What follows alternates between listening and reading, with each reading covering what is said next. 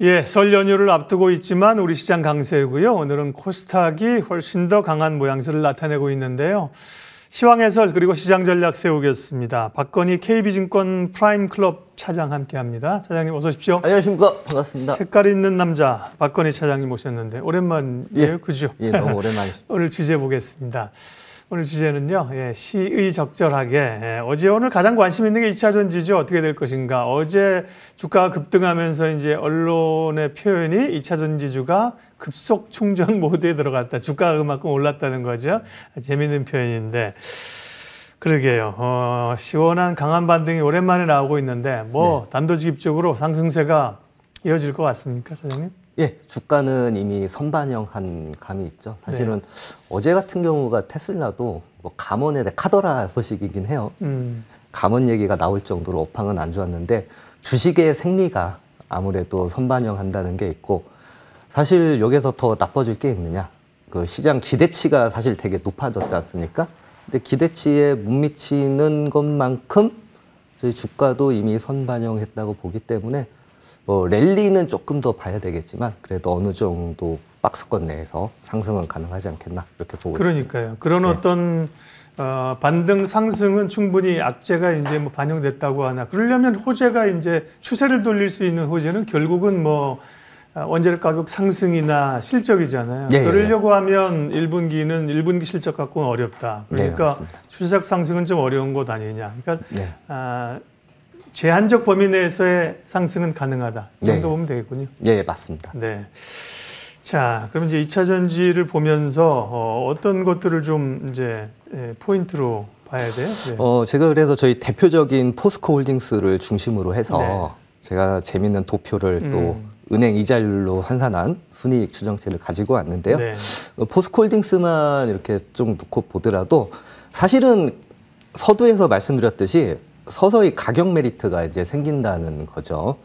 2023년도 고가 기준으로 한 76만 원 정도 하던 주가가 어제 기준으로 한 44만 8천 원대로 이렇게 좀 떨어지고 2024년도, 5년도, 그러니까 4년도까지도 이제 실적에 대한 개선세가 좀 긴가민가 한데 이미 주가가 그에 반해서 거의 반으로 빠졌기 때문에 저 이자율을 괜히 굳이 왜 가지고 왔냐면은 6월 정도면 이제 미국에서 이제 금리 인하에 대한 얘기가 나올 거지 않습니까?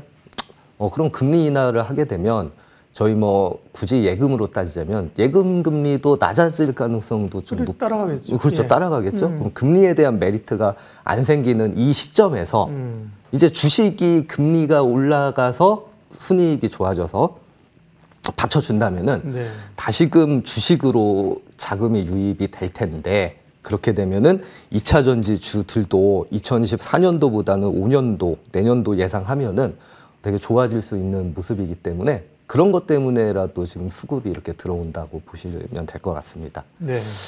자, 그리고 포스코홀딩스도 있고 LG화학도 같은 표를 가지고 오셨는데. 예, LG화학은 사실은 더 이렇게 좋아져요. 이거는 추정치가 2025년도 되면은 굉장히 극적으로 상승을 하고 있고 금리 인하 시기에 금리를 저렇게 높게 준다면은 이제 저희가 이제 투자에 이제 다시 한번 가담할 수 있는 그런 여건이 되는 거겠죠.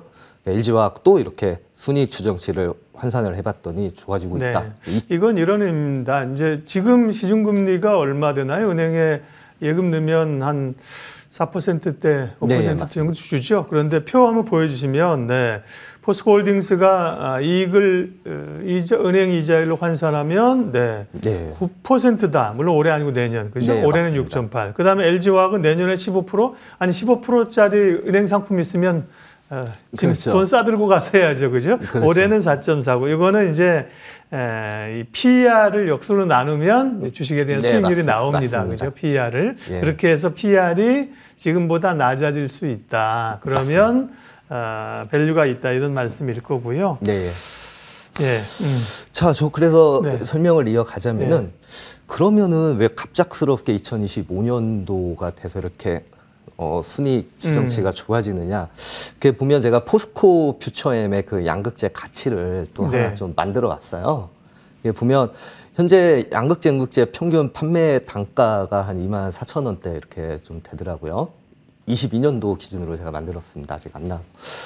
그런데 이게 캐파 증설을 한다는 거죠. 근데 캐파가 2025년도에 한 34만 톤 정도 되고 30년도에 예상이 이제 100만 톤 이렇게 하겠다 이렇게 좀 밝히고 있습니다. 회사가. 그런데 평균 판매 단가가 20% 증가하고 20% 감소 또는 유지했었을 때 저 변화를 보게 되시면은 굉장히 차이가 많이 난다는 걸 알 수 있어요. 그만큼 이러한 양극재 업체들, 2차 전지주들에서 이런 소재 가격이 오른다는 것이 굉장히 큰 가치가 되는 거예요. 근데 지금 시장에서는 리튬, 뭐 코발트 등등 이런 2차 전지 소재주들이 바닥 찍을 만큼 찍었다. 더 나빠지겠느냐? 이제 반등하지 않겠냐? 이런 시각이 더 강하더라고요. 그렇게 됨으로써 이제 이러한 양극재 포함한 2차 전지 소재주들, 관련주들이 확실히 밸류가 다시 이제는 레벨업 돼서 갈 수 있다는 거를 이 표 하나로 저는 보여지는 것 같아요. 네. 최근에 2차 전지가 전체적으로 조정이다 보니까 뭐 엔캠 같은 주식이 사실 나홀로 갔는데요. 네, 예. 전액 쪽이고요. 네. 그럼 지금 말씀하신 걸 보면은 결국은 양극재, 소재 쪽은 양극재를 주목해야 됩니까? 거기에 대한 힌트를 제가 드릴 건데 모든 양극재라기보다는 네. 포스코 퓨처엠에서 봤듯이 저희가 이제 설비 투자가 늘어나는 종목들 향후 그런 종목들을 유심히 봐야 되겠죠. 네. 그러니까 앞으로 이제 판매 가격도 올라가고 이런 캐파 때문에 더 시너지 효과가 발휘될 수 있는 것 그런 것들을 한번 찾아봐야 될 것 같습니다. 그래서 제가 이제 한번 또 예시를 또 가지고 와봤어요. 그러니까 제가 이제 그 종목은 조금 뒤에 있다가 네. 제 타핑을 알려드리고 예. 자 에코프로 BM 양극재 생산 능력을 한번 가지고 와봤는데 사실은 현재가 좋지 않아서 그렇지 사실 저희 2021년도 2년도 이때께는 굉장히 좀 좋았지 않습니까 흐름이 그게 한마디로 표현하자면은 이 생산 능력이 2023년도만 하더라도 18만 톤에서 지금 2030년도만 가면 저렇게 큰 폭으로 현재 늘어나거든요. 이게 이제 반영이 돼서 주가가 움직였었던 거예요. 그래서 저희는 이런 종목분들을 찾아야 돼요. 제가 뒤에서 이제 알려드리도록 하겠습니다. 그걸 주가에 좀 사실 땡겨 쓴 거잖아요. 근데. 예, 땡겨 쓴 거죠. 예. 근데 아직 제가 봤었을 때는 안 땡겨 쓴 종목들도 네. 몇 종목 보인다. 이걸 네. 말씀을 드리고 싶어요. 자, 그래서 제가 이제 저희 시청자 여러분들 에코프로 BM을 제가 예시로 계속 말씀을 드리는데 네. 증권사에서 2027년도 30년도하고 ASP 가정에 따라서 실적 추정치를 이렇게 한 게 깨알 있어요. 같아서 안 보여요. 네, 설명만 예, 해주십시오. 설명만 네, 좀 네. 간단하게 하게 나눠봤습니다. 자, 에코프로 BM의 앞에서 봤듯이 캐파 능력이 늘어나고 ASP 평균 판매 단가가 늘어나면 저걸로 인해서 매출액이 얼마나 되고 영업이익이 얼마나 돼서 그래서 적정 네. 주가다 얼마다 이렇게 구하는 거거든요. 예. 그러니까 요 표에서도 아까 포스코 퓨처엠하고 똑같이 ASP 플러스 캐파 생산 능력이 얼마나 중요한가를 나타내고 있는 것이죠.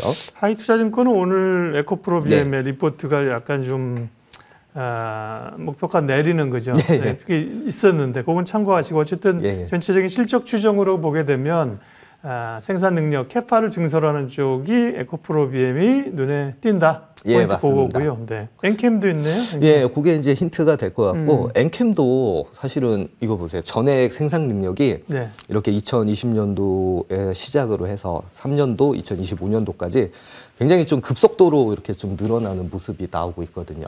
근데 사실은 엔캠 같은 경우는 주가가 최근에 빠졌다가 올라왔지 않습니까? 그러니까 주식이라는 게 참 재미있는 것 같아요. 저 생산 능력은 회사가 밝힌 거기 때문에 저 계획대로 될 가능성이 되게 높은데 주가라는 거는 또 어떻게 보면 거꾸로 움직일 때도 있지 않습니까? 그럼 이거를 같이 기회로 삼아야 되냐 아니면 저감에서 기회로 삼아야 되냐 나도 같이 팔아야 되냐 여기에서 기로가 생기는데 여러 가지 매크로적으로 생각을 해봤었을 때 엔캠의 생산 능력이 저렇게 커지고 그리고 전액 가격, 판매 단가 가격도 빠질 만큼 빠졌으니 이제는 요거는 어떻게 보면 리스크라기보다는 기회로 생각을 해야 된다는 거죠. 그게 어느 순간 딱 인식이 되니까 주가가 저렇게 큰 폭으로 이제 뛰기 시작을 하는 거. 요 엔캠도 하나의 힌트가 될 수 있다. 이렇게 되는 거죠. 네. 자, 그래서 저는 이제 다 해서 이제 또 보여드리고 싶은 게 뭐냐면은 그렇다면은 어떤 2차 전지주들을 저 앞에 있는 예시에 대해서 봐야 되느냐? 네, 그렇게 가겠습니다. 결국 이제 키워드를 박 사장님은 이제 2차 전지 중에서도 뭐 양극재냐, 음극재냐, 분리막이냐 그게 아니라 캐파 증설을 적극적으로 하는 쪽이 기대감이 있다. 그걸 보자는 말씀이고요. 관련해서 관심 종목을 2개를 준비해 오셨거든요. 네, 맞습니다. 소개하시죠. 예, 첫 번째 종목 성일하이텍. 성일하이텍, 폐배터리 쪽이죠? 예, 폐배터리죠. 성일하이텍이 제품 매출을 이렇게 딱 보게 되면은 여러 가지 뭐 다 소재를 하고 있는데 코발트, 니켈, 리튬 그리고 뭐 황산, 망간, 구리 뭐 등등등등 이렇게 좀 돼 있어요. 근데 성일하이텍 같은 경우, 그러니까 저 가격대가 이제는 올라가야 된다는 거죠. 지금 위치에서는 빠질 만큼 빠졌다 정도고, 그래서 실적이 어느 정도 바닥은 형성은 되고 있다. 요 정도 컨셉이기 때문에 현재는 못 움직이는데, 아까 전에도 힌트로서 말씀드렸듯이 엔캠이 갈 때, 나 이제 상승할게 얘기 안 하고 가지 않습니까? 그렇기 때문에 주가는 비록 지금 저렇게 못 가고 있지만 저희가 이제는 관심을 가져야 된다는 얘기가 되는 거죠. 그래서 그 성일하이텍을 보게 되면은 2025년도에 캐파 증설을 해가지고 약 5천억 수준의 매출을 맞출 가능성이 되게 높습니다.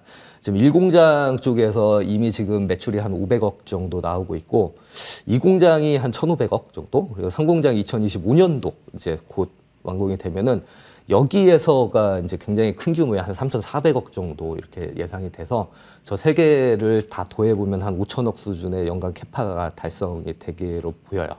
성일하이텍이 그만큼 캐파 증설을 하고 있다. 저희가 앞에서 말씀드렸었던 그러한 컨셉하고 이제 맞아 떨어지는 거죠. 자, 그래서 제가 성일하이텍을 왜 유심히 보셔야 되느냐, 그걸 말씀을 드리는 게, 만약에 이제 가정이긴 하지만, 근데 이 가정도 저는 중요하다고 생각하는 게, 아까 말씀드린 대로 메탈 가격이 애매하게 돼 있다. 아주 그냥 급등을 해 있으면 그것도 애매하고요. 더 오를지. 아니면 애매하게 빠져 있으면 더 빠질 것 같기도 하고 그렇지 않습니까? 근데 지금 가격에서는 어느 정도 메탈 가격이 바닥권을 유지를 하기 때문에 올라간다고 가정을 하면은 적정 주가가 저렇게 좀 큰 폭으로 변합니다. 저기 보시면 현재가를 유지를만 하게 돼도 캐파가 있기 때문에요. 적정 주가가 제가 구했었을 때는 한 2025년도, 6년도 요건 참고만 하시면 될 것 같아요. 한 25만 원, 30만 원까지도 가능할 걸로 보이고, 근데 만약에 가격이 하락을 하면은 또 한 3만 원대에서 한 4만 원대까지도 이렇게 적정 가격이 굉장히 큰 폭으로 변하죠. 낮아지죠. 근데 메탈 가격이 상승한다고 봤었을 때 저 빨간색 그래프 굉장히 좀 큰 폭으로 상승할 가능성이 높거든요. 이런 거를 초점으로 맞추시면 될 것 같아요. 예. 알겠습니다. 앞서 성일하이텍이 그 제품별 매출과 영업이익률을 주셔서 뭐지? 왜냐하면 생각했는데 폐배터리를 갖다가 이거 소재를 만들어서 소재를 판매하는 거니까 그죠? 그 판매에 따른 매출액이나 이익률 본 거고요. 캐파 증설 쪽에서 성일하이텍을 폐배터리 주목할 쪽이 있고, 맞습니다. 시간이 이제 좀 달려서요. 그다음에 또 한 겹 소재 업체 준비하셨네요. 그 두 번째 이제 한솔케미칼 가지고 오겠습니다. 이거는 또 이제 음극재 시장 수요 전망 때문에 좀 그런 건데요. 자, 음극재가 뭐 여러 가지가 있어요. 흑연도 있고 뭐 저희가 지금 가장 트렌드한 게 이제 실리콘 음극재 얘기를 많이 하지 않습니까? 저도 이제 실리콘 음극재 참 오랜만에 얘기해봐요. 그도 그럴 것이 2차 전지 관련주들이 그만큼 못 갔다는 얘기죠. 근데 다시 한번 각광을 받을 수 있는 게, 음극재의 역할이 용량하고 에너지 밀도 이런 거를 높여줘야 되는데 좀 한계가 있지 않습니까? 근데 실리콘을 섞을 수밖에 없다, 향후 갈수록. 그래서 성장성도 굉장히 크다, 요거를 나타내 주는 거고, 여기에 발맞춰서 한솔케미칼 같은 경우도 자, 캐파 증설을 하죠. 그래서 2025년도 이제 양산을 할 건데, 실리콘 음극재가 크게 3개 종목이 있습니다. 한솔케미칼, 대주전자 재료, MK전자 이렇게 좀 있는데, 아무래도 한솔케미칼의 이러한 실리콘 음극재가 가장 좀 성능이 좀 좋다, 이렇게 좀 말씀을 좀 드리고 싶고요. 최근에 굉장히 또 부랴부랴 올라가다가 또 조정세가 있어요, 최근에. 근데 요거를 이제 저희가 이제 판단을 하시는 게, 같이 매도를 해야 되냐, 아니면 기회를 이용해서 매수를 해야 되냐. 여기에서 이제 판단이 갈리지 않습니까? 네, 응급제 시장의 성장성 그리고 한솔케미칼의 캐파 증설 2025년 또 양상이고 그런 거를 따져 본다면은 굉장히 밸류에이션 쪽에서도 메리트가 있다 해서 한솔케미칼까지 이렇게 제가 네, 한솔케미칼은 우리가 이제 반도체 쪽에 약간 소재 이렇게 알고 있는데 그죠? 네, 2차 전지 쪽에서는 또 실리콘 응급제 쪽이군요. 네, 맞습니다. 예, KB증권 프라임클럽 박건희 차장님과 함께 2차 전지, 뜨거운 2차 전지 어떻게 봐야 될 것인가 핵심 키워드로 투자, 캐파 증대 쪽을 보셨고요. 성일하이텍하고 한솔케미칼 관심 종목으로 언급해 주셨어요.